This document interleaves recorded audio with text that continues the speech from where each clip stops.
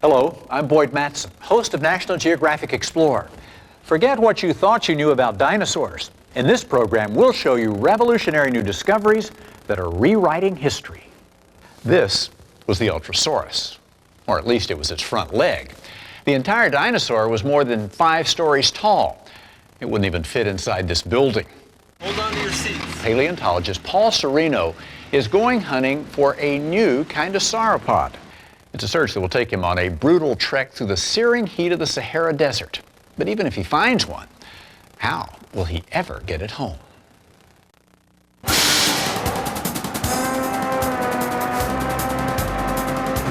It was longer than a city bus and weighed close to 50,000 pounds. To sustain its massive carcass, it would endlessly grab branches and leaves and hoover them down a 20-foot-long throat.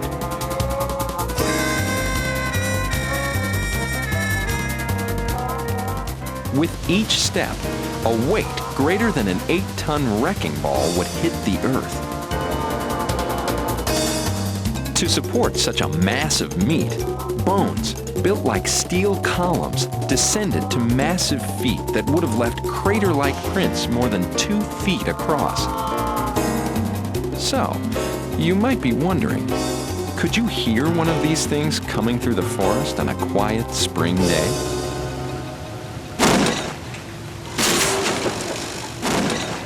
I think you get the idea. It's called a sauropod, a type of dinosaur that was one of the largest animals to ever walk the earth. Hold on to your seats. And this man has the daunting task of finding one and digging it up.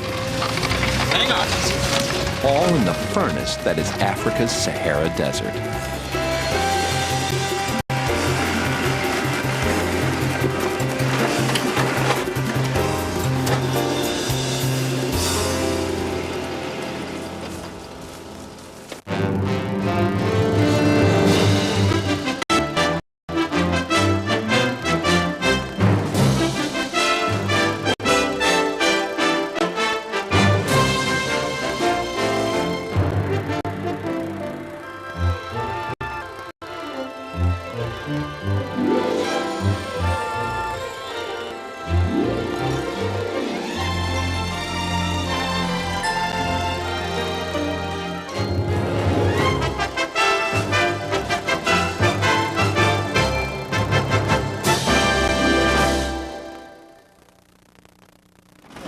University of Chicago paleontologist Paul Sereno and his team are on a bone hunt. Their main quarry is the complete skeleton of a huge dinosaur, a new kind of sauropod that's never been described before. But work in the Sahara is never easy. Miles from civilization. They are at the mercy of the desert. It just sunk like it was. For Paul and the 17 students that makes team, the expedition will be a mental and physical test that lasts 4 months. 3 of those months are going to be spent in 100-degree weather, in dust storms and windstorms, and digging until your nails are warm. And you really need to find adventuresome, strong, young men and women to be really excited about it and approach it with a great amount of energy. Leading an expedition with that kind of energy is a Sereno hallmark. At 39, he has made more significant discoveries than most paleontologists make in a lifetime. Wow. In Africa in 1993, Sereno and his team discovered Afrovenator, the first nearly complete predator skeleton ever described on the continent. In 1995, in Morocco, it was another first, the skull of Carcharodontosaurus, what may be the largest meat-eating dinosaur ever described. His finds have been so significant and so frequent, one wonders, can he do it again? The will have to wait because the only discovery he's made lately is that his jack is missing. Can we put some rocks underneath there? Get some rocks! The experienced hands know, and the rookies are beginning to realize, make a major find in the middle of the Sahara you've got to get there first. Okay, we got it. All right, good. That's all because our hijack is missing every year. 5 weeks ago, and a long way from here, Serino and his team arrived in Accra, Ghana, on the coast of West Africa. When the ship carrying everything they need for the expedition finally arrives in port, the crew works through the day and into the night unloading. At first glance, it's not clear whether they're going on an expedition or simply planning to open Africa's first Walmart. The huge inventory will be managed by Serino's partner and wife, Gabrielle Lyon. We're definitely stocked. We have 50 pounds of rice, 150 pounds of couscous, close to 500 pounds of pasta, and then toilet paper, close to 800 rolls. And it's white, unscented. Yeah, I got a complaint about pink toilet paper one time, so. We're headed out, finally.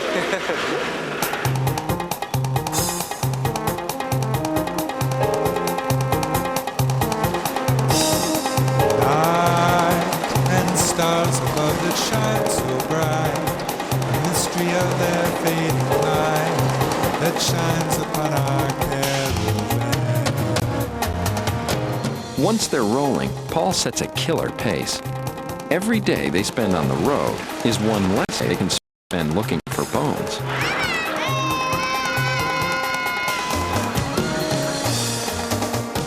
They are headed for Niger. But to get there, they must first cross Ghana, then part of Burkina Faso. That's 1,500 miles on less than gorgeous roads. The first few days are grueling and typically end in nights like this one at the scenic Hotel Mobile, a gas station parking lot. We'll try and get a couple hours rest here, an hour or two rest, and then we're going to be on the road again.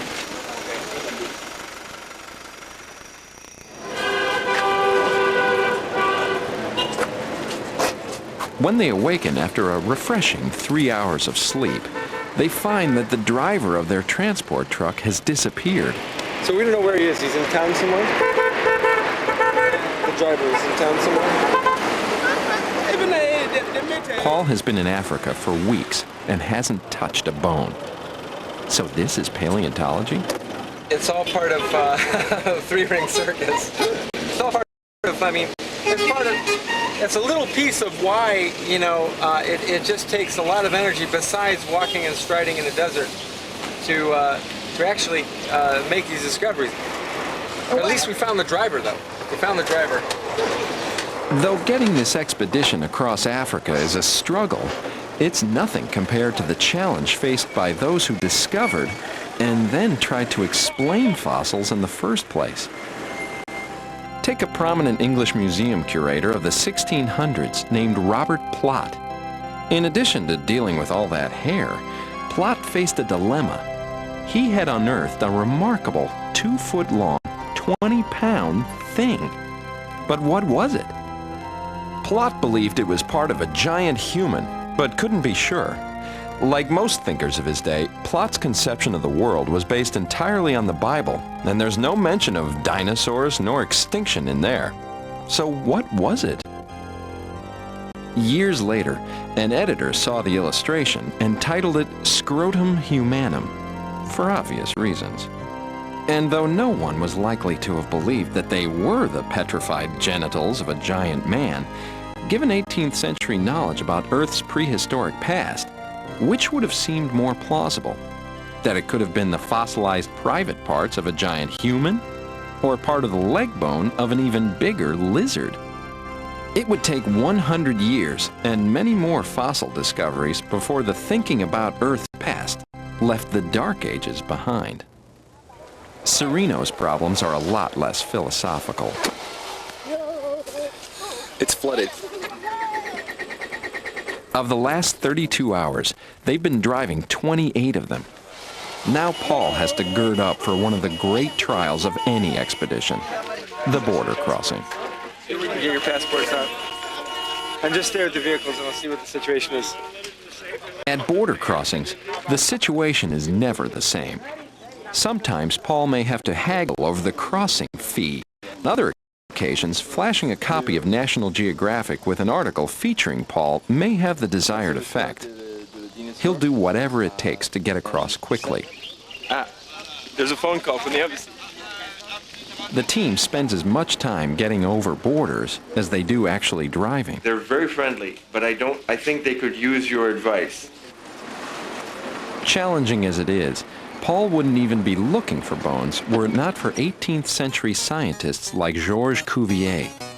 It was this French anatomist who finally concluded that there was something called extinction, that huge animals had once walked the earth. Cuvier's work inspired other scientists who made many new fossil discoveries. But in the early years of paleontology, one of the most important developments wasn't a new discovery, it was a dinner. In the 1850s, to celebrate the opening of an exhibition of life-size models of something called dinosaurs, English anatomist Sir Richard Owen was honored with a banquet. It was Owen who had captured the public's imagination when he coined the word dinosaur, which meant terrible lizard. But then the widely publicized dinner took curiosity one step further. Perhaps because the meal was served inside the body of one of these beasts. Any animal whose carcass could fill a formal dinner for 12 was worth a look, and when the exhibition opened, the public was astounded. The first of many dinosaur crazes was launched. From fairs like Owen's exhibition to the New York World's Fair more than 100 years later, dinosaurs were prominently featured and became fixed in our imagination, keeping kids up at night and driving some souls to the ends of the earth to find more of them. After 5 days, 14 flat tires, and not a lot of sleep, the expedition has finally reached Niger. That was the easy part. There are potentially dangerous obstacles ahead. A civil war in this area ended only recently. Violent attacks on the road, in which people were killed and vehicles stolen, happened just last week. I told you that we might require an armed guard before we left. I didn't know the details of it. I didn't know what happened last week. That was in the future then. We have items that people want, items that they have killed people for. It's a personal risk going out there. There's no question about it.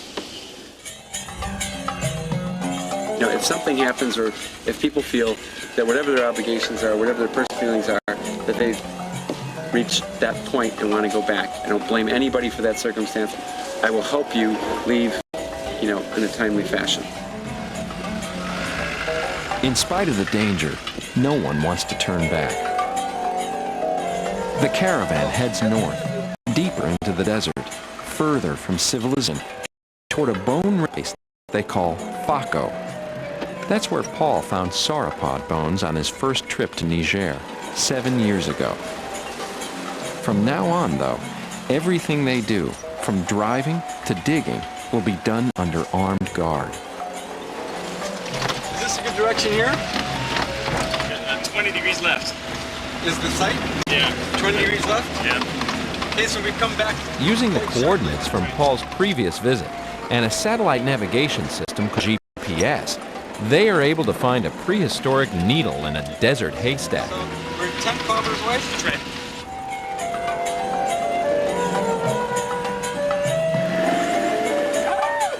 Almost 7 years after Paul first found this site, he has finally returned. Okay, show me the money. Where's the bones? Bones are right here. You had a dream that started at that spot 7 years ago, and you now have the chance to see what really is there. I think it was right here. Some of the bones are right at the surface, but will there be more below? It's amazing. Are they connected to a 60-foot-long, 25-ton dinosaur? There's a lot of stuff here. Before they find out, they'll need a place to stay. Kitchen stuff? Yeah, I got it.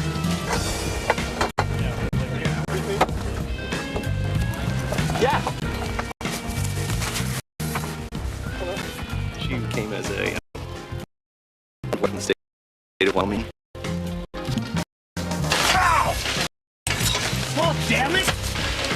108. That's on the wrong side.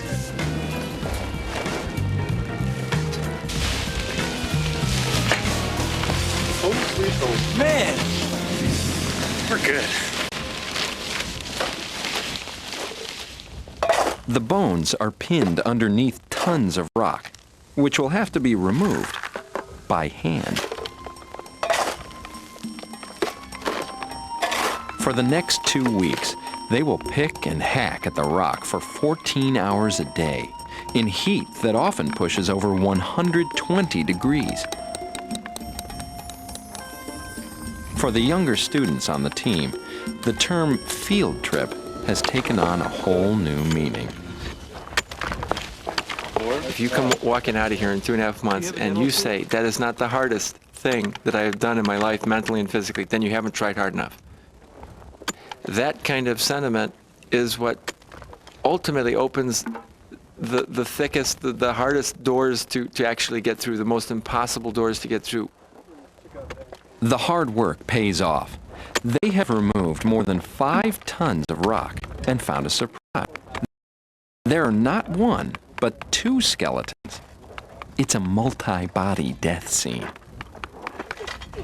Well, we have a couple of skeletons mixed at the site. That's a conclusion we've drawn after a lot of work. What we've discovered when we first started peeling back the mound here is the hip region and backbone of a very large sauropod. Here's the vertebrae here. It appears that the animals were the victims of a huge flood. Extremely powerful currents piled their multi-ton bodies in a stack, and the river sediment buried their bones. While they now have the 2 skeletons, neither one has a skull. That's because skull bones are delicate and often weather away. But it's a big disappointment for paleontologist Jeff Wilson. Yeah, you can see. I mean, that's what the animal is seeing with. That's what it's food with. That's what it's, it's meeting the world. And there's a lot of information in it. A lot of times you can follow the neck, and as it gets closer and closer and closer to the head, like over here we have a complete neck almost all the way up to the last vertebra that's before the head, and then no head. And then no head is a common refrain among paleontologists. Of the roughly 70 species of sauropods that have been found, only about 12 have heads. But there's still the chance that underneath the pile, they'll find the prize they're looking for. And that's why I'm hoping that maybe parts of the skull got snagged underneath, and we're not going to know until a little bit later.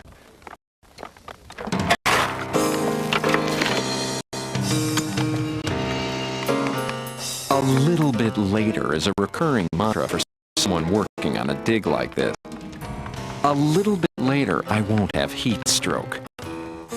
A little bit later, my back won't hurt so much. A little bit later, I get to sleep.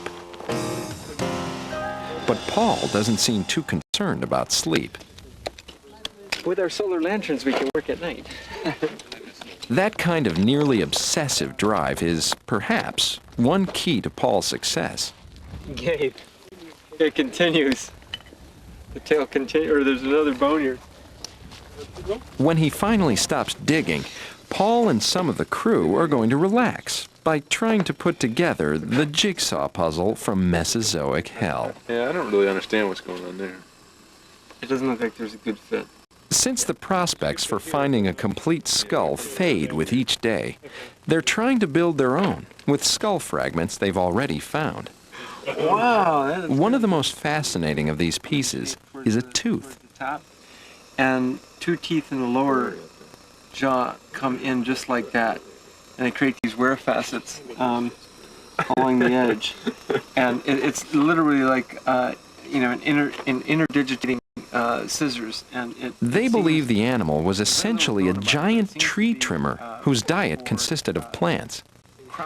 And all they need is a jaw and skull to put the tooth into. You want to try and put that? Yeah. They've got about 10% of the skull reconstructed. You can actually see the brain cavity, which is right at my fingertips here. Remarkably, the part of the brain required to operate the titanic creature was about the size of a walnut. Doesn't require that much. But what the animal lacked in brain size was more than made up for by its spectacular bones. This 50,000-pound creature was basically a walking bridge. Massive vertical columns supported the span of vertebrae, and these in turn, with their various attached ribs and processes, held up the sumo-like guts.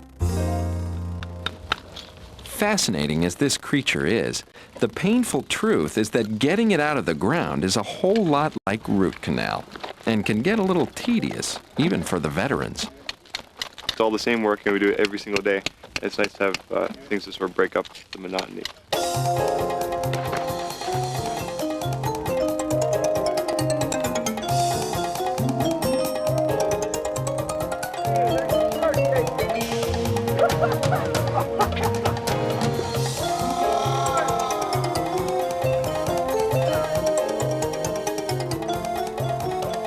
The temperature right now is the coolest it's ever been since we've been here. It's probably about 110, 112. I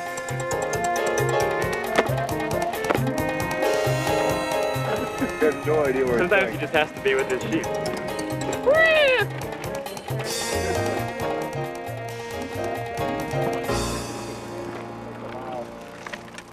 Perhaps the only thing more monotonous than digging for dinosaur bones in the desert would be guarding people digging for dinosaur bones in the desert.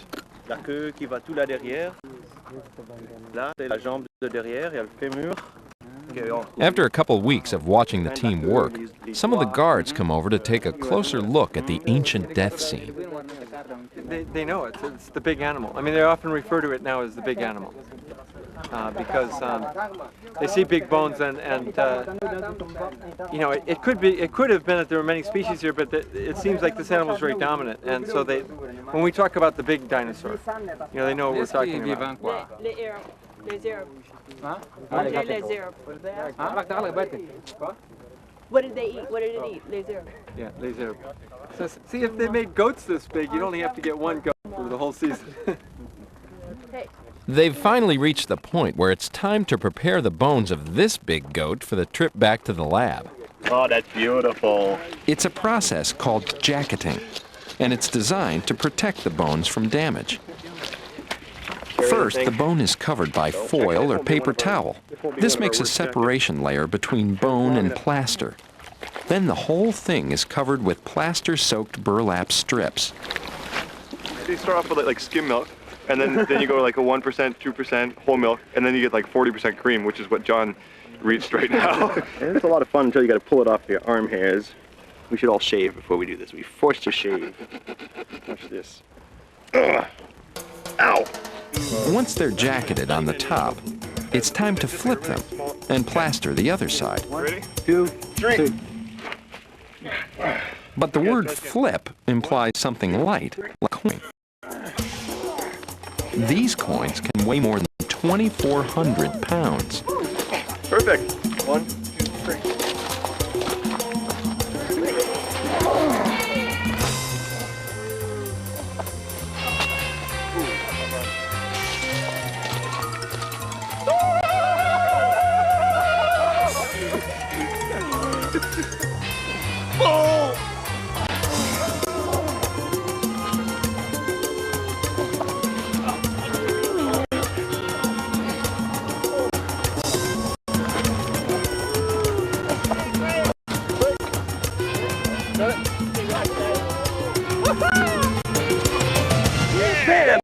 I think our work's serious this one.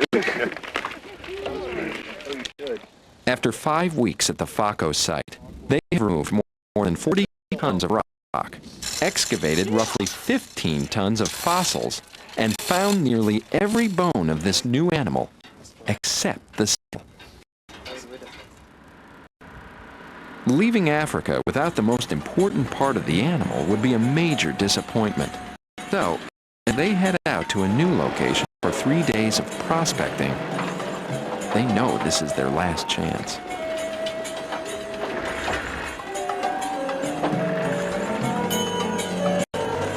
On their way to the new location, they stop at a small village. In the Sahara, where there's a village, there must be water. We're stopping at a little village that is not far from our site, but it gets rough as we go towards our site. So we're going to leave our drinking water here. Strategically, it's also close to well water for camels. And we'll use that well water for camels for our plaster. This is a town called Marindet. It's a town that is not far from the fossil localities. A little village, a camel stop. It's got a lot of wells, and the people are very friendly here. And so we're going to give them a little gift for watching over our water. You only have so many chances to travel around the world and see stuff like this, and it really is part of the fun of doing an expedition like this. Frankly, it is a great break from the routine. A well in the Sahara is a magnet for life, attracting everything from people to camels to goats. It's the crew's best glimpse of daily life for the desert people known as the Tuareg. Hungry? Good luck. For good luck. Like good watering holes the world over, it's a great place to catch up on gossip and other useful bits of information. He says he found 2 more skeletons. If you're interested in going to look. I don't know if we have time. What's the distance? How far? Oh, that's a tough question. Yeah. How about in time? It's never far. C'est à peu près de 100 maisons. Qu'est-ce que c'est la distance? You can see from the number of animals, the number of people here, that they walk all over the desert. And so if there's an obvious skeleton somewhere, probably somebody's seen it many times. And so this man seems to have wants to lead us to something that he believes we might be interested in. This isn't the first time Paul has relied on the Tuareg and their keen knowledge of the desert to find bones. It's a mutually beneficial relationship, in spite of some curious communication problems. The one thing that you do need to take account of, that they will direct typically like they would direct a camel. And this can be quite a challenge when you're going to find a location, because likely, very likely, they've never been in a car before or ever driven to a spot out here. They've always gone by foot. All right, let's take a look. The Tuareg man would like to, but opening a car door is as alien to him as riding a camel would be for Paul. There you go.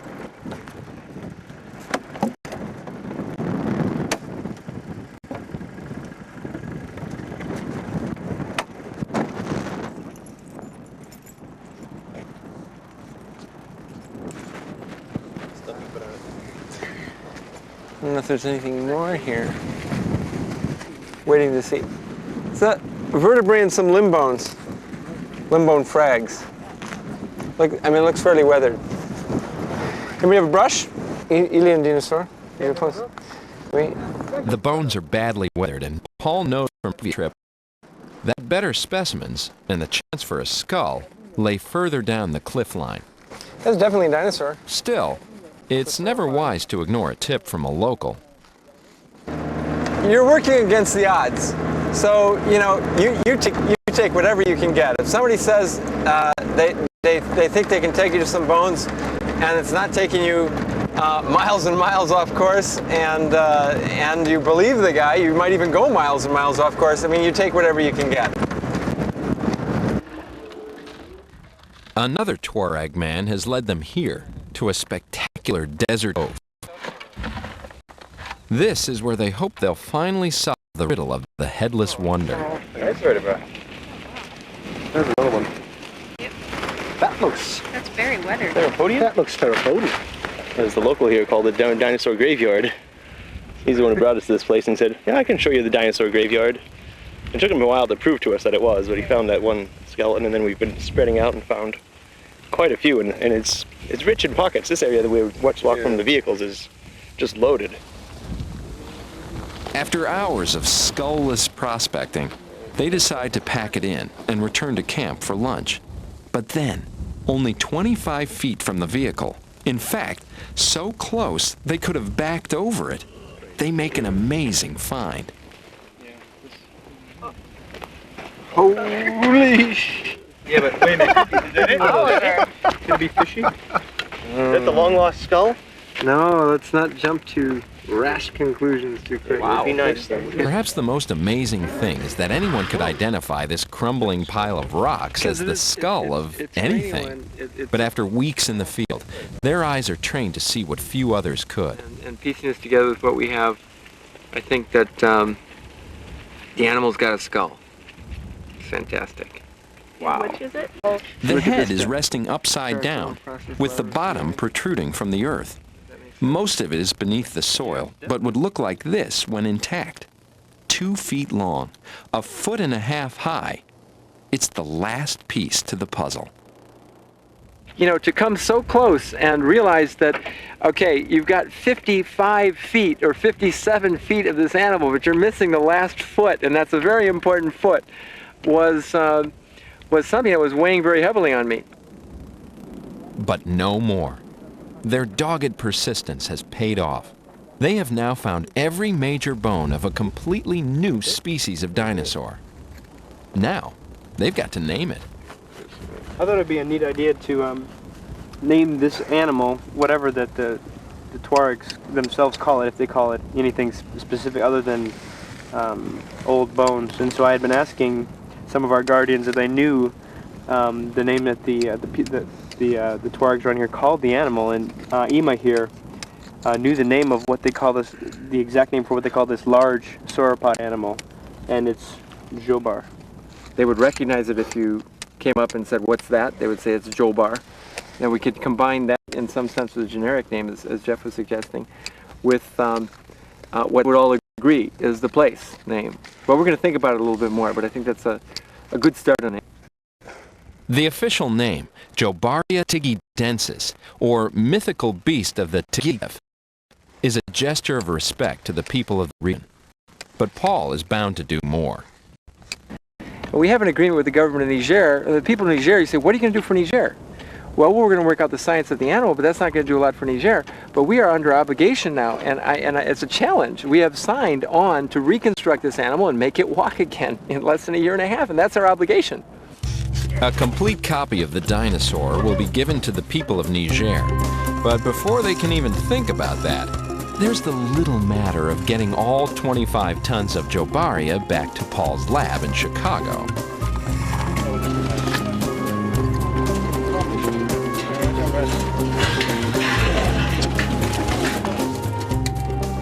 Then they'll begin the mammoth task of making the animal stand up for the first time in 135 million years.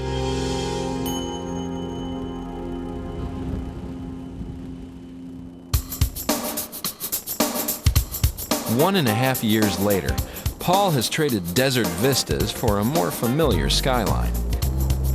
If he faced a difficult challenge in the desert, he faces an even tougher one now. That's because Serino now plans to reconstruct not 1, but 2 massive Jobaria skeletons, and the deadline for unveiling them is only 2 months away. Maybe it's not the best time for a jog. But Paul isn't running for his health, he's running for money. Every day for the last few months, he's been training for the Chicago Marathon.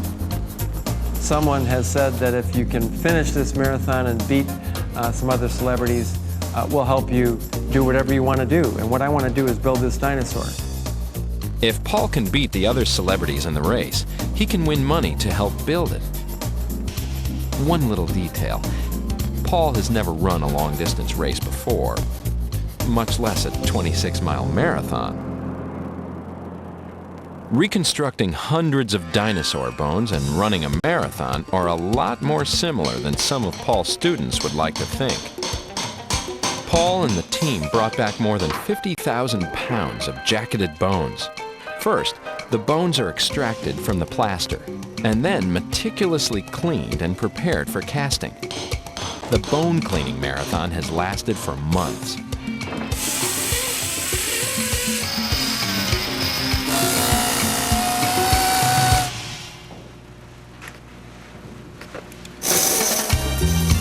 The goal of paleontology isn't to create mounted models of skeletons.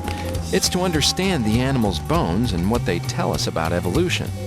So why mount the skeletons at all?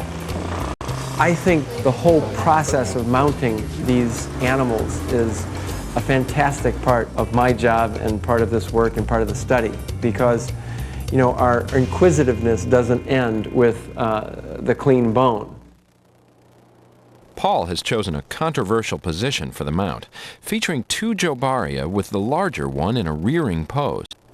You look at that skeleton, you're going to say, wow.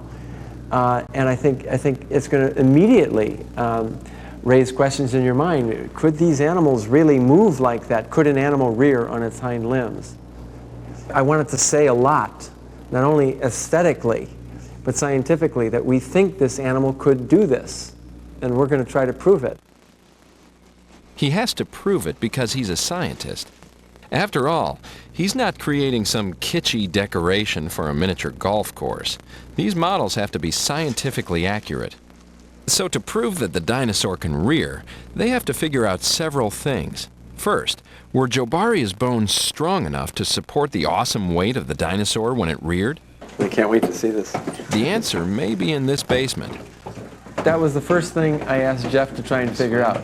Can the bones handle it? To me, they look big, but the animal is enormous. Model of the hind limb. Wow. Expedition member Jeff O'Grodnick is also a civil engineer. He has built a simple chain and 2x4 model of Jobaria's leg to figure out what forces were at work on the thigh bone. This is the pelvis, right, and hind limb. Right. Oh. So these chains represent the muscles that support the bones. When the animal's standing upright, or on 4 legs, the muscle really doesn't have to provide much tension in order to provide stability. But as soon as you reorient the femur to rear back, it's subjected to a lot greater load. Yeah, I see the chain. Wow. You can see the chain flexes up, becomes a lot tighter. When the adult Jobaria stood with its legs straight, the leg bones carried a load of over 13,000 pounds. That's the equivalent weight of 3 pickup trucks. The center of mass. But when the animal reared back, it created an incredible amount of bending force on the thigh bone, easily enough force to snap a nearly 1-foot diameter tree trunk like a toothpick. This device here. But Jobaria's bones were built to take it. In fact, Jeff's calculations and model revealed that the bones were so massive, they could have handled 3 times that force.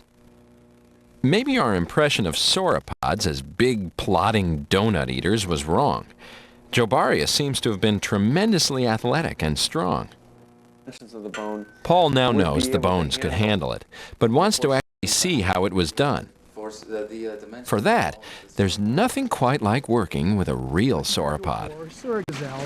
Really moves. Oh yeah, he moves. Or at least the next best thing. What he's capable of and how he's capable of moving. Okay, son, move up. Paul and Jeff have come to the Bowmanville Zoo in Ontario, Canada. This is one of the oldest private zoos in North America and home to a huge African elephant named Angus. It's the closest we can ever get to anything on the scale of what we're studying. And it's just fabulous to actually be right up next to it and touch it. Okay, Angus, you ready? Stand by. So Angus, stand by means get ready to do the behavior. Zoo director and trainer Mike Hackenberger is helping them figure out how Angus shifts his weight back in order to rear. All right, feet, which is up to the front feet, and stand. See how he puts his weight underneath them? And see how he does, he does lift. All right, well done, good boy. Wow. Now we can do this a couple times. Seeing Angus stand on his hind limbs once isn't enough. You can see the skin does all this stuff. How often do you get the chance to work with a mini sauropod? The angle and how it's positioned while he's standing up. Right here. This way we can track the movement of the hind limb as it... Draw a complete line. Okay. Yeah. Stand by. It's hard for me to imagine a sauropod in the position that we put it in without a living animal at least this size to gauge our speculations on. Jeff and I have put, it's amazing how easy he does this. It's just, this is an animal that's going to have to lay eggs. It's an animal that is going to be pushing against its rivals. It's an animal that's going to have to mate and reproduce, and these all assume different positions than simply just walking at a slow pace on 4 legs. Could sauropods do that? That's what we're trying to get at. It's striking how easy it is for the elephant to do this, because it's actually an enormous feat. I mean, when you look at the elephant, it's got not only its weight centered over its forelimb, but it's got this huge head and no balancing tail. And yet, by properly redistributing its weight, it really doesn't have much of a problem lifting off the ground in a hind leg stand. Do it one more time. I'm curious how much he's bending before he actually lifts off. It's not very much, I don't think. See, it's right as he lifts off. Lift, lift.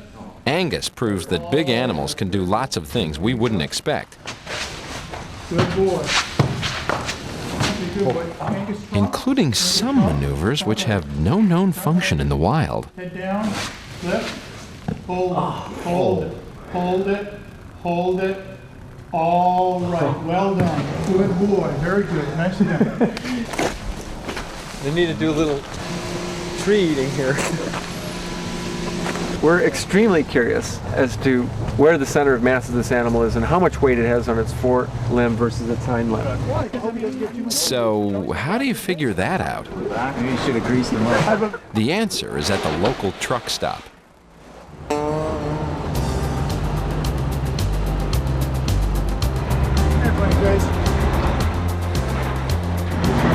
Okay, what's that?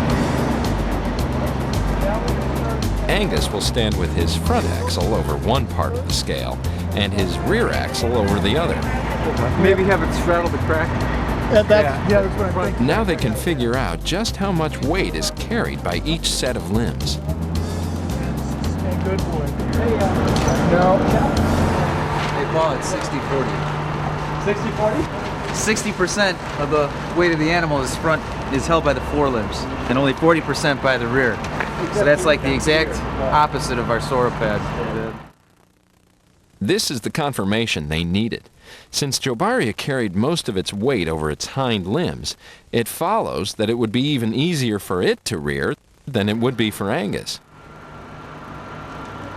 Paul is now convinced that constructing the model in the rearing pose is sound. But building it is one of the hardest parts of this marathon. Before they can reconstruct the Jobaria skeletons, they've got to copy every bone they've found. That's because they won't use the original bone in the mount. They'll use reproductions. Take the example of the long sought-after and finally found skull. When they found it in the desert, it looked like this. Great. After several months at the equivalent of a skull spa, it now looks like this. So the first thing we did is anytime we had one bone on one side and we're missing on the other side, I reflected it. So I was able to get this shape of this bone without a doubt because we had it on this side. We had this bone, but not this one. So I actually made this one in a hard plastic, an exact replica of this one. We had this one, but not this one. We had this one, but not that one. So I quickly reflected everything, and we were very fortunate in the field to get all of the major jaw bones on one side or the other. Once Paul has finished rebuilding the skull, they will make a copy of it through an appropriately tedious process. What we're seeing here is the first layer of latex. It's a rubber which will pick up all the detail in the bone. The latex is being laid to the surface, and he's going to brush it in so that it gets into all the detail of the bone. 6 more layers of latex will follow until each of the hundreds of bones is covered with a thick latex sheath.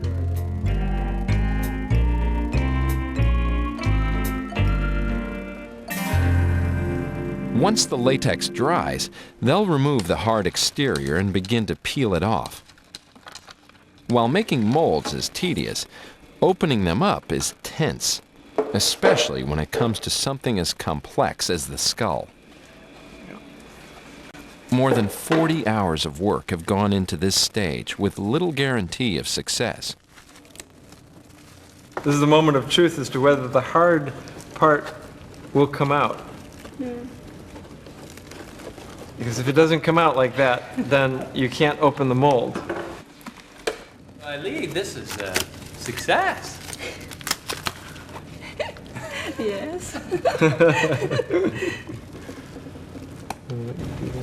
You're very good. You're getting all the teeth, except that one's loose. But the most important thing is the mold, because that will allow you to pull out a single copy, a hard copy, that you can work with in the final mount. But they're still vexed by a skull problem. When they were in the desert, they found parts of 3 different sized skulls. In the lab, they built a composite for only the smaller Jobaria. They still need a much larger skull for the other skeleton.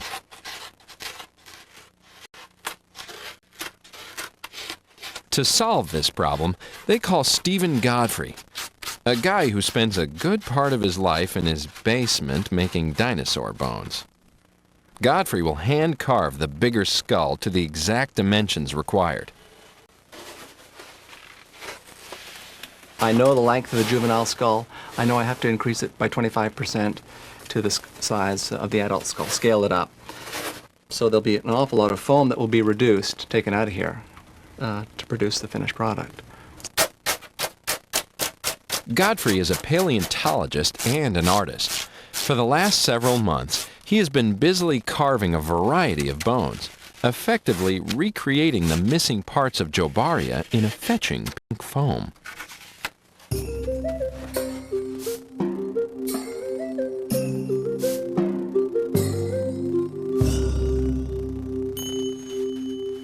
As the skull evolves, Paul is about to confront a transforming experience of his own. It's called the Chicago Marathon. In his quest to raise sorely needed money to help pay for finishing the dinosaur, Paul is about to ruthlessly torture his skeleton by running a 26-mile course. Has Sereno finally bitten off more than he can chew? Now I realize what I got myself into. So now I gotta run my butt off.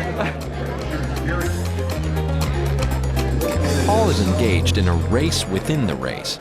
A group of 13 celebrity runners is competing for a cash prize, which the winner can use for their favorite cause. Paul is about to run for the bones. But the race has a bigger symbolic meaning, not just for Paul, but for anyone involved in the expedition and reconstruction. Sometimes it's difficult to understand all the steps involved in an expedition. And you think back to the dream years ago when we had no vehicles, we had no crew, we had no equipment, but I knew that there was a dinosaur out there waiting to be discovered. All the work and the tons of material collected, the hours spent cleaning, and then piecing together and pondering how we should put these things together. It's such a long amount of effort. It's very similar to a marathon. I see running marathon as demonstrating to people that this is not anything that is beyond our reach. We'll finish the marathon and we're going to construct this dinosaur. Perhaps Sereno is inspiring because of the scale of the things he tries to do. Running this race is a risk and he could fail, just like he could fail to build the dinosaurs on time. But he hasn't failed.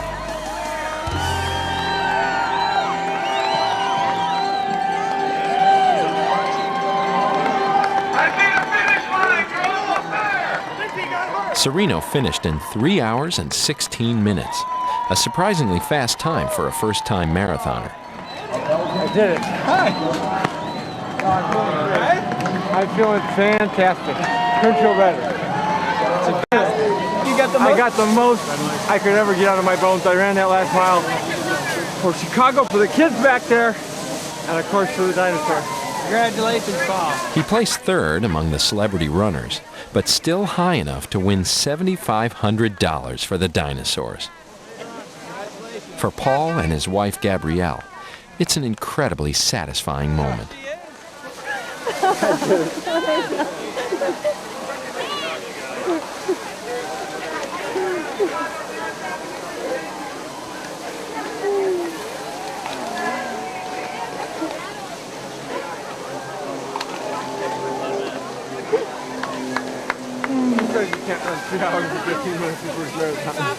Even as he savors completing one marathon, Paul is closing in on the finish line of that other race.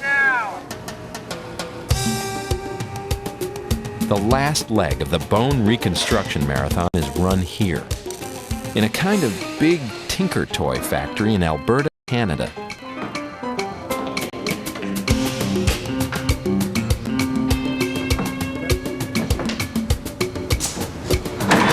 Led by paleo artist Gilles Denis, these unique craftsmen are masters at bringing the dead back to life.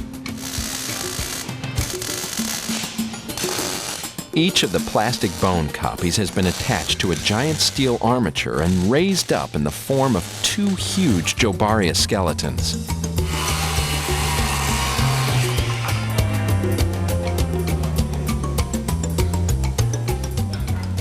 Paul is about to see them for the first time. It's actually, it's quite big. That is a beautiful curve you got on the tail there. Wow. Yeah, it really came out. You know, it's one of the ones I'm most proud of. It really sweeps very elegantly. Wow, that is really beautiful. Wow. You really caught a beautiful bit of movement there. That's really nice. You look at the loose bones and you say, well, that's not that big. You start putting them together, they add up. You know, now it really, wow, that's beautifully done. The capstone of this magnificent tower is the skull. Okay, we're going up. Whoa.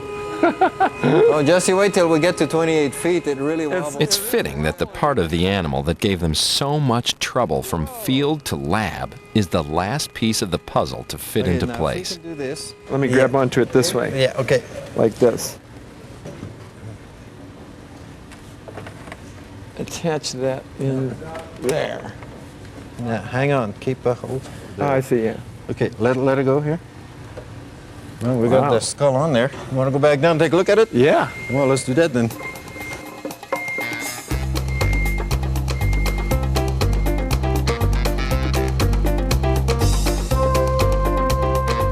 It is an amazing pile of bones.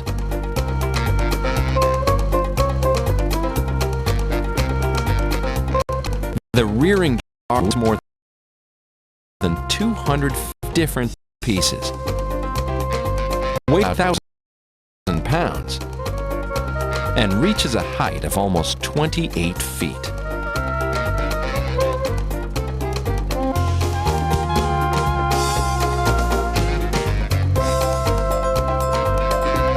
In the finest Sereno tradition, the skeleton is finished just before the deadline. About 1 week later, and 2 years after Paul and the team dug them up, the world meets the dinosaurs known as Jobaria.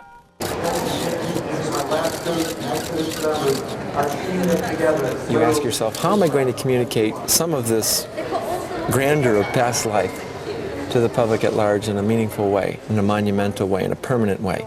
I think that's when you put these animals together and you try to express their significance in this fashion. When I look at these skeletons, I say, okay, we've done it. And now where do we go next?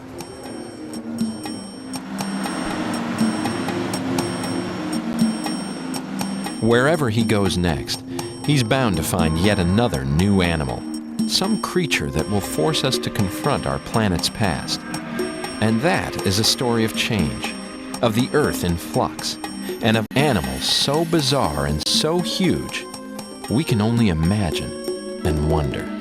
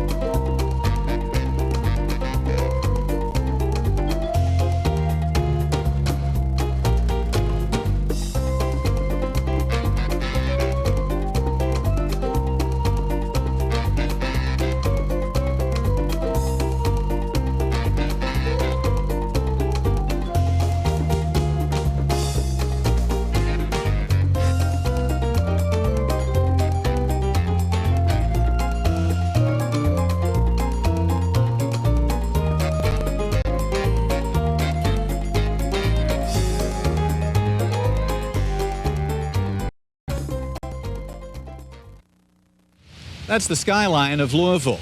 On this side of the city is the Ohio River. It's running pretty high right now, but this is just a trickle compared to what used to be here.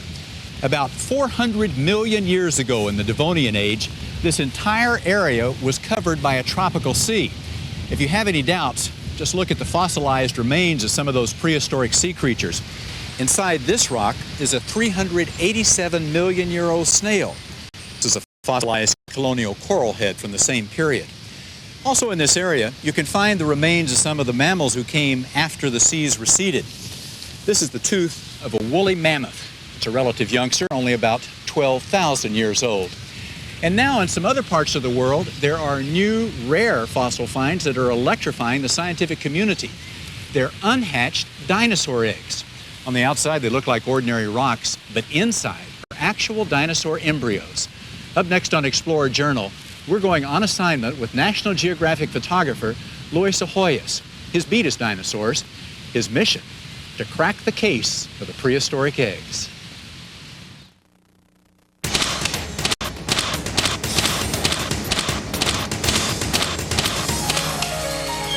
I've been photographing dinosaurs for about 6 years now, and I see it as sort of the very beginning of the legacy that I'm going to leave behind for the planet. That's definitely a passion. Nothing sort of gets me worked up like photographing these things and bringing them back to life.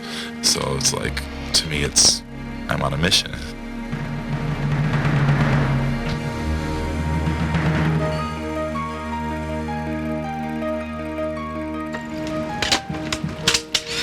I'm Luis Ahoyas, and I'm about to head out on a story for National Geographic magazine on dinosaur eggs and babies. And this is just the beginning.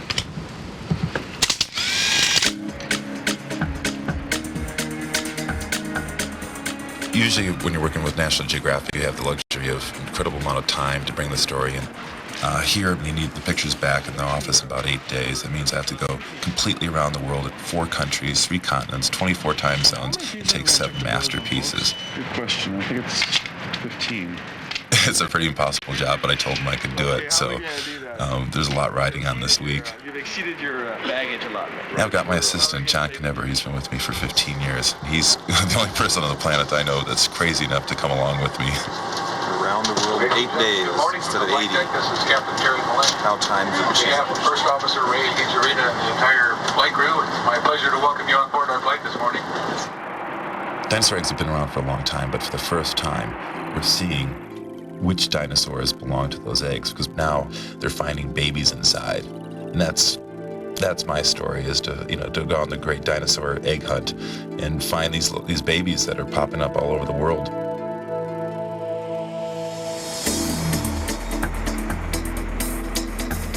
We're in a hurry, and it's a good thing that we're in Montana, because they just revoked the 55-mile-an-hour speed limit. We're going to visit Jack Horner in Bozeman, Montana. He's the guy that started it all. He's the first one to find dinosaur babies inside of eggs. Are these crushed or these? They're crushed, yeah, from the other side. This is the downside. Doing a story on baby dinosaurs without photographing Jack Horner would be like doing a story about baseball without Babe Ruth. Or talking about rock and roll without talking about the Beatles. Jack Horner was the man who started it all. What would it look like? Here's some of the baby stuff we found on there. He's the character that inspired the character in Jurassic Park. So every couple of years I'll stop by Jack's workshop to see what he's up to. And this is a hypacrosaur. So this is the same as the one we were looking at the CAT scan, huh? Except this is a nestling. Cute, isn't he? He's cute. He's cute. Cute. This is cute. That's good. I think I have the quintessential shot here of Jack looking like the proud father of a dinosaur.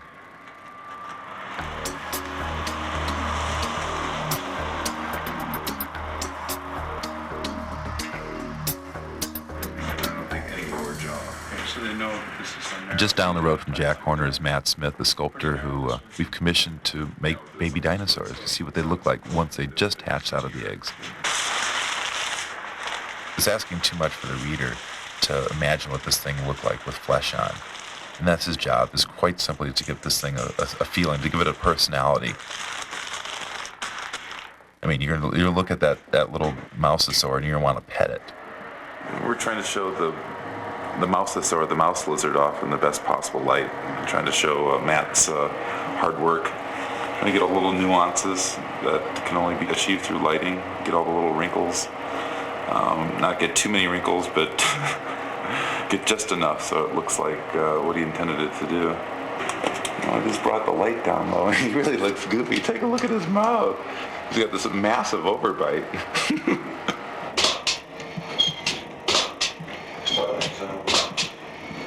What else are we gonna do with it? What about scale? I don't think we need scale on this. Okay. I mean, what would we run for scale? You have a mouse. We have a mouse. Do you have a mouse? That's the only thing we don't have. No. Oh, this would be great. We need a mouse. A mouse skull is okay, but nobody will know what a mouse skull looks like. Is there a pet store around here? Yeah. In town? Yeah. Yeah, it's just right down the street. That way. I think a sense of humor is about the most important thing I can bring to a photograph. What the heck is that? That was good. If you can get somebody to laugh at something, you can get them engaged in the subject. Oh, wow. Once you laugh at that mousosaur, people are going to want to go back and read the story, read the caption, find out more about it. But it's the humor that snagged them in the first place.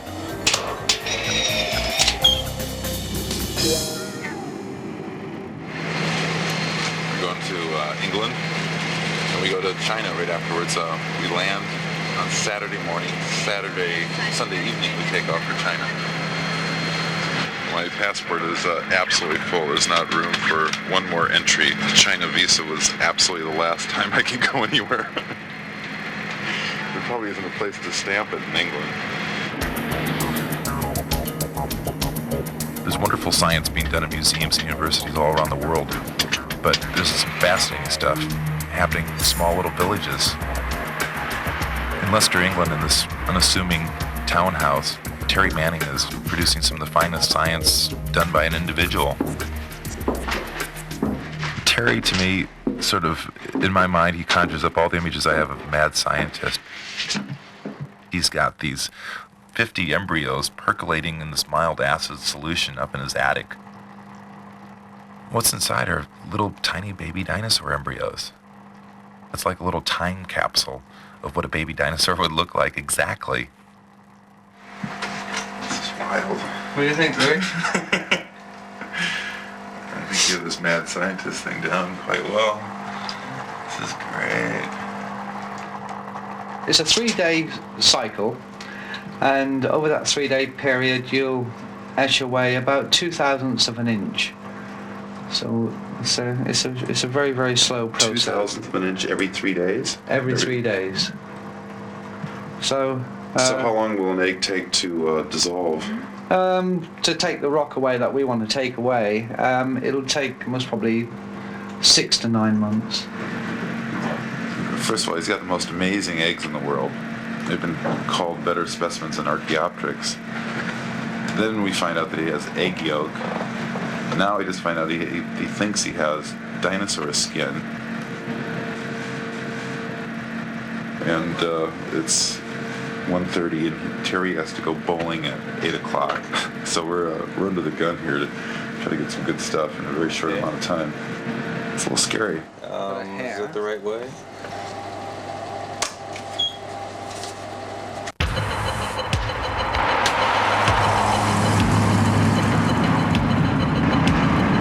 We're late. We have an hour and 15 minutes before our flight takes off for China, and we're stuck in one traffic jam right after the other. That's what's going on. 10. Can you spell the name of the airline again? We missed our flight. It throws off the schedule completely. We might miss our deadline. It's going to be Monday. We don't know if we can get a flight out. We don't know if there are flights out. You're booking the right date, And it's looking pretty grim. Yeah. I don't know. What is today? I have no idea. It's December. I know it because I see Christmas decorations all around. We've heard about this giant egg nest in China that's supposed to be about 7.5 feet in diameter. The biggest nest ever been found. I promised the Chinese that I would be there on time. Now we're going to be, looks like 24 hours late. And if we don't get it, we essentially don't have a major part of the story. It's incredibly important to get to China.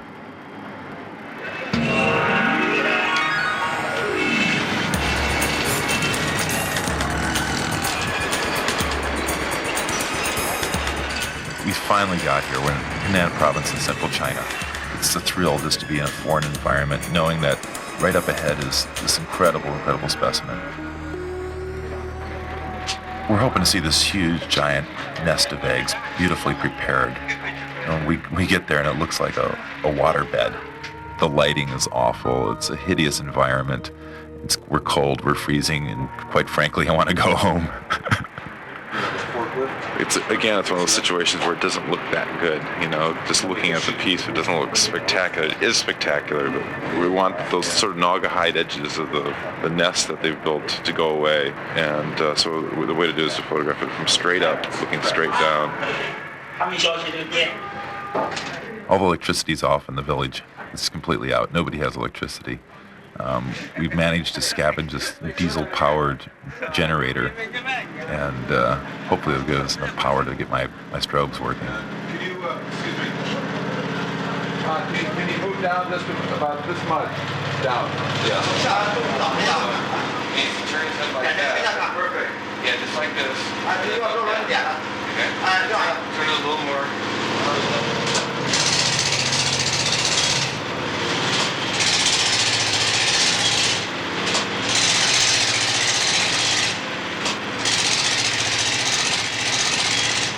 Things were going well, probably too well.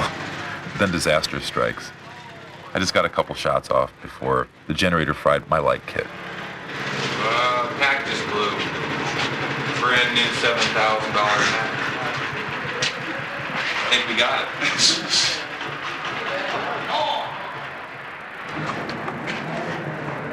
It's actually kind of pretty. Is it worth $7,000 huh?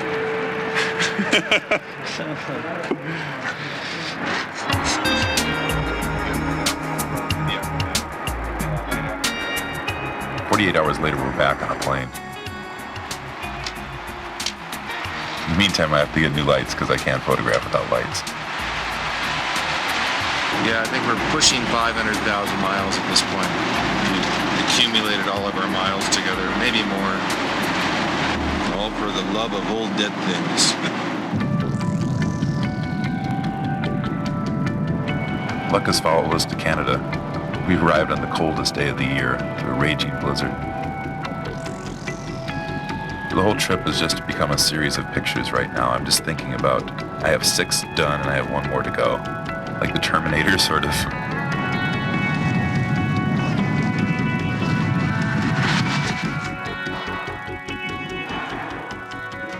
That is so cute. Look at that.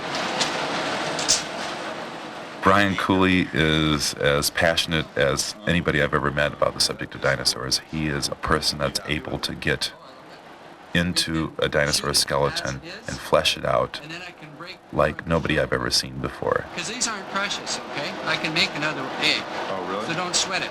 If I had to imagine what a baby dinosaur embryo would look like, Brian's done it. This is it. I mean, he's really created here my vision of what a dinosaur would look like. You can almost hear the thing breathing as you look at it.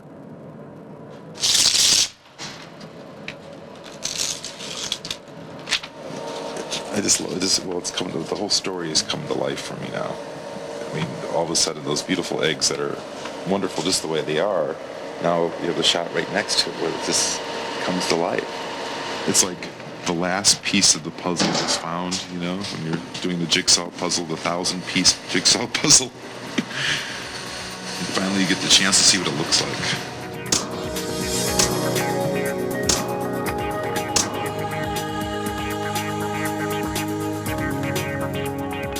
In the back of my mind, I realized that we went through quite a bit to get this stuff in a short amount of time, and it was a heroic effort. The readers of the magazine will never notice that, nor I don't think they should care about that. But it is a great satisfaction to actually see the work published. To me, it's more than just a matter of a collection of pictures. It's a legacy I'm building. I want to leave behind a great body of work that shows our natural history of the planet and to try to get a sense of wonder to everybody of what came before us.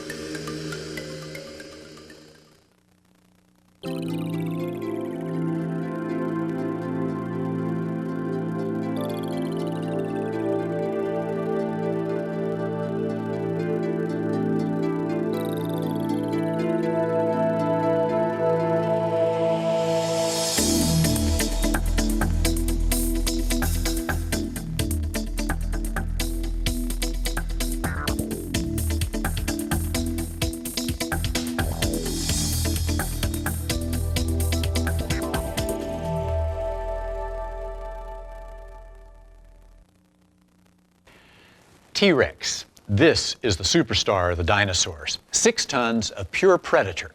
And it's not just a big carnivore, it's also big business. Not long ago, the scientific community was all abuzz about the discovery of the most complete T-Rex skeleton ever found. And to no one's surprise, everyone wanted it.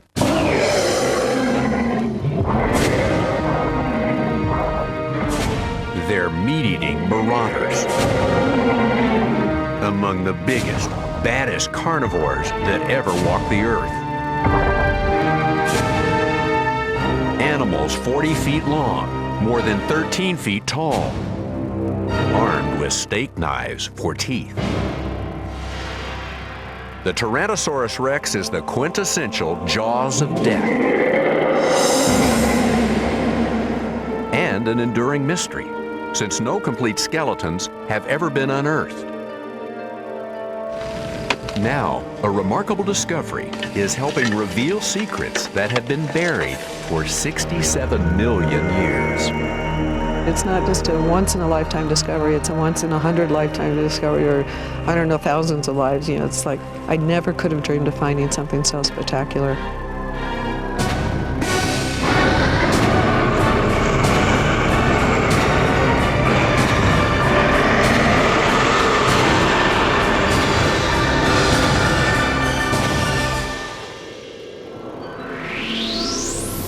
$65 million years ago,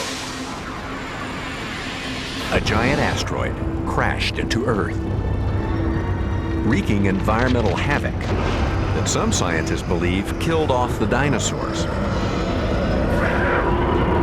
But asteroid or not, one thing's for sure. The world of Tyrannosaurus Rex came to a definite end. Until now. One T-Rex is about to travel through time and embark on an incredible adventure.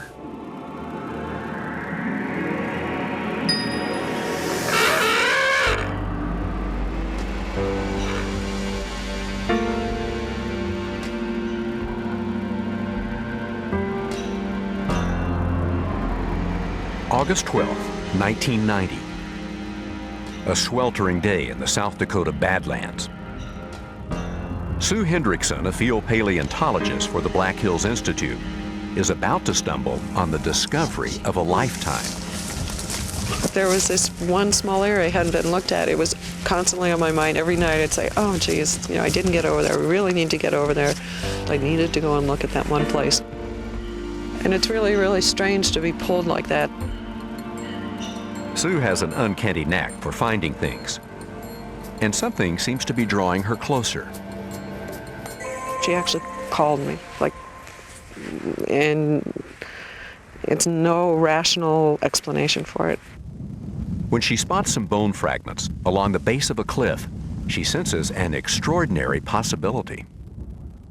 I looked up the hill, and about 7-8 feet up, there was quite a few bones. So then I crawled up beside it to look closer, and there were 3 vertebrae in a row, and there was a rib sticking out. Sue shares her find with Peter Larson, head of the Black Hills Institute. Well, immediately I asked Susan, you know, is there more of it? And she said, there's lots more. And so we ran over the 2 miles to the site, and there, coming out of the hill, about 7 feet up, was this huge cross-section of bones. And I knew at that point that the whole thing was going to be there. The idea is that I believe that the tail's going that way and the skull is going this way. But we're just going to have to dig it up and see. It was so, I don't know, the exact word isn't even really in the language. It was way beyond exciting. It was just like climbing to Mount Everest and being at the top and looking around. When I found her, and then while you're digging her, it's like, wow, I'm the first person to see her in 67 million years. I really felt like she was meant to be found. The new discovery is quickly dubbed Sue the T-Rex in honor of Susan Hendrickson.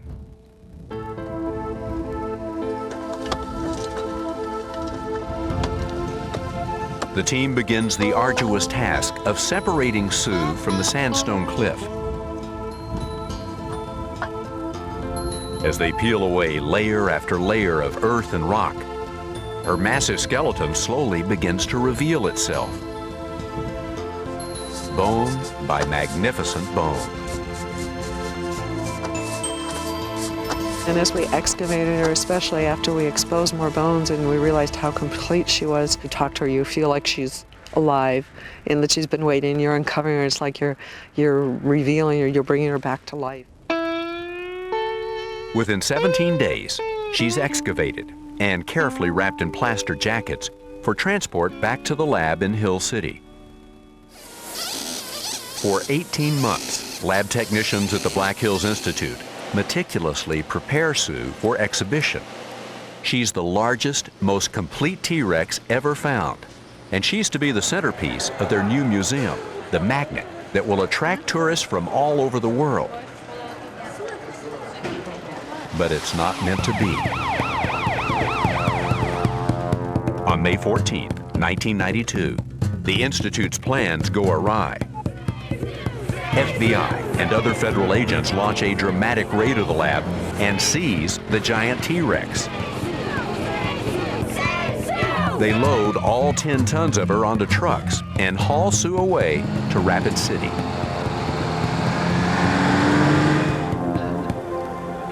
When the FBI came and took Sue, it was probably one of the lowest points in my life.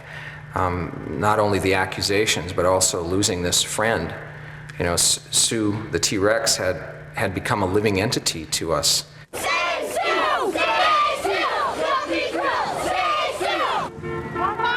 Sue the T-Rex is put in protective custody, where she'll sit under lock and key for years, buried again. She's about to discover the world of lawyers.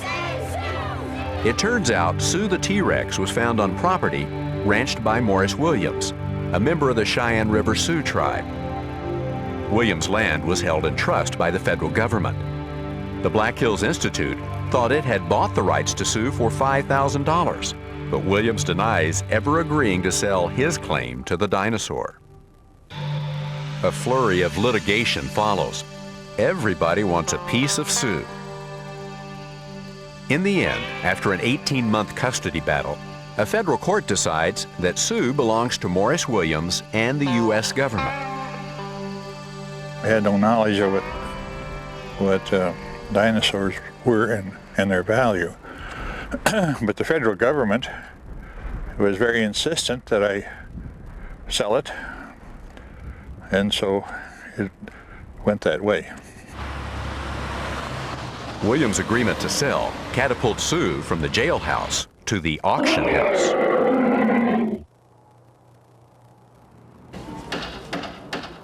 Good morning, ladies and gentlemen, and welcome to Sotheby's. We have for auction today the fossil of a Tyrannosaurus rex known as Sue. $1 million now bidding at $1 million, $2.3 million now bidding $2.3. At $2 million and counting, Sue is on her way to becoming the most expensive dinosaur of all time. In two places, 3.4 is standing, 5.7, 5.8, 5.9. And the bids keep rising. 7,000,075, 7,000,006. Fair warning then at 7,600,000. Up here. 7,600,000. When the bidding ends and Sotheby's commission is added, Sue sells for a record $8.36 million to Chicago's world-renowned Field Museum of Natural History. And she hits the road again. It's 800 miles to Sue's new home in Chicago, And the Field Museum has big plans for her public debut.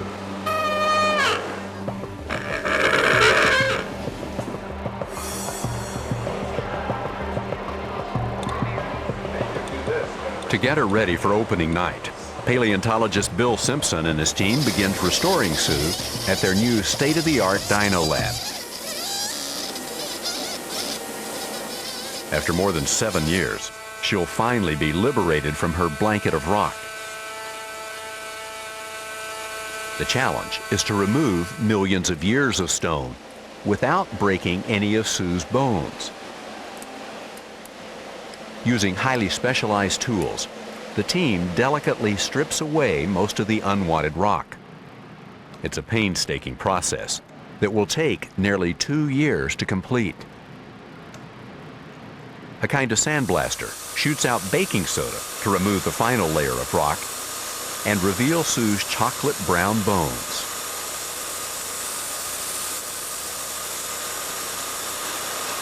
It's amazing. It's an amazing transformation. That's half the fun of all this, is taking an object which looks, not all that great to start with and just make it look like $1 million.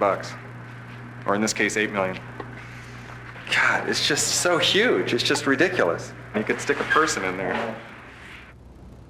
I want to say it makes you, more closely appreciate why you don't want to see one alive. Paleontologist Chris Brochu is responsible for writing Sue's biography, her definitive description for the museum exhibition. One of the first things that catches his interest is Sue's brain. Sue's brain was about 1 foot in length and about the general shape of a very large sweet potato. Okay, it was about the size of a great big yam. It still blows my mind to look at a skull this big attached to a skeleton as big as this was, and this is the brain. That's still something I have a hard time getting over. In other words, Sue's big on body, small on brain.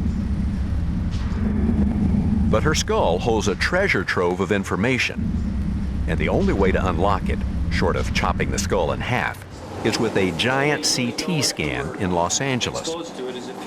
The Field Museum has to get Sue ready for delivery. You're only protected when you have the suits on, the hoods on, the air going. In order to transport and scan her without damaging the goods, Sue's skull has to be wrapped in foil and sprayed with a toxic foam.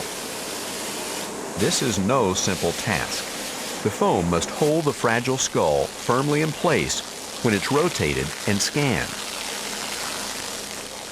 The skull weighs a little less than a ton, but these bones are 1 or 2 millimeters thick. It's literally built like a 1-ton chocolate Easter rabbit. Okay, hollow but very heavy. Her skull is morphed into an enormous Nerf-like Tyrannosaur. A custom-made crate fits neatly around her foam skull, and every possible precaution is taken.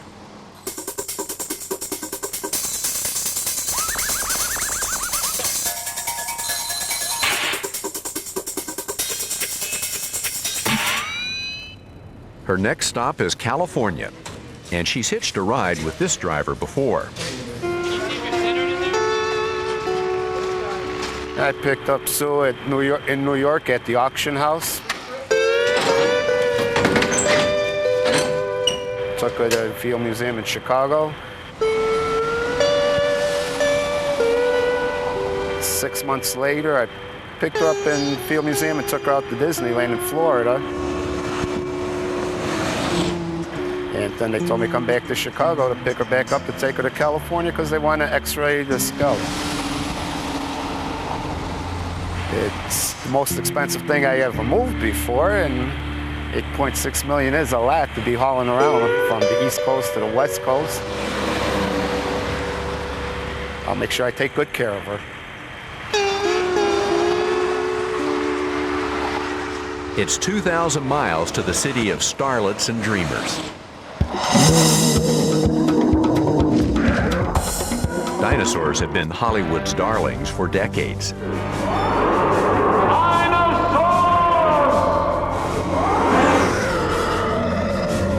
They starred in some of the earliest silent movies and have been box office hits ever since. Professor, There's a big lizard back there, and he's heading this way. Now get aboard! People just can't seem to get enough of them. Movies. Merchandise.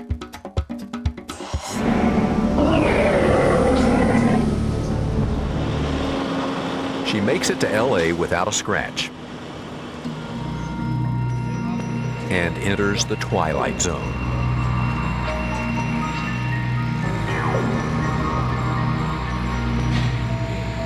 She's ready for her close-ups, and this machine can see through wooden crates. Boeing's industrial CT scanner usually scans space shuttle engines. It's 25 times more powerful than CAT scans used on humans. If Sue were a person, she'd be toast under the high-powered X-rays. As it is, no one is quite sure what to expect. This is the first time a T-Rex has ever been X-rayed with an industrial high-resolution scanner. When they first started shooting X-rays through it, and I was thinking it would be a real tragedy if all we got was a gray smudge and no details. But their fears are soon put to rest. The CT slices will allow Chris to look inside Sue's brain case and see the details of her ears and nasal passages. The results are far more than I could have expected. The image quality is fantastic. We're going to learn more about this animal than we could have possibly learned without it. The images are already unraveling some of the mysteries of Sue's daily life. From a professional standpoint, these are a gold mine. The most interesting conclusion I've made is Tyrannosaurus rex and its closest relatives were very much driven by their sense of smell. They probably saw very well, they probably heard very well, but their sense of smell, I think, given how the brain was put together, was given primacy. It was really emphasized. These animals smelled their way through life. Some scientists argue that tyrannosaurs were scavengers based on this evidence. I don't think we can really answer, was it a predator or a scavenger with any precision. But if these things were like other living meat-eating animals, the answer is probably yes. Most meat-eating animals today will predate or scavenge as the circumstances arise. The potential for new information is staggering. There's no such thing as being done with a fossil.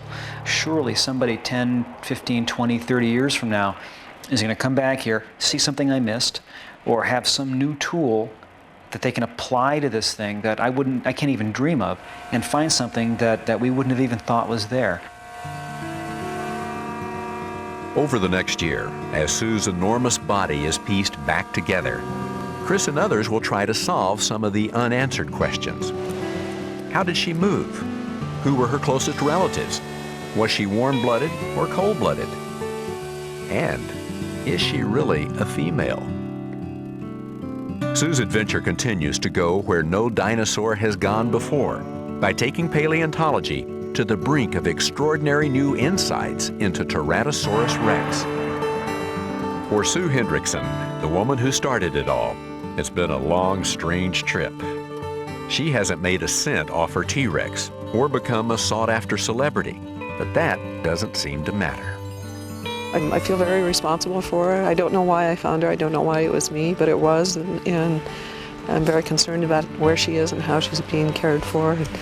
And she's in a good place now and being loved as she needs to be. If Sue can be an icon to inspire people to learn, I think that's what she's for. I think that's why she was meant to be found.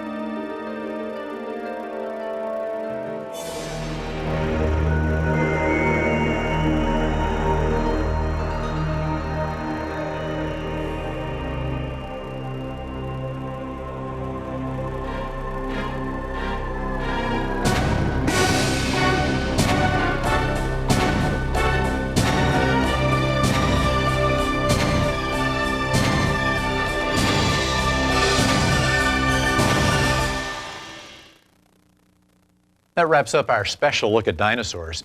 If you want to know more about these prehistoric creatures, check out our website. Our address is www.nationalgeographic.com. And thanks for watching.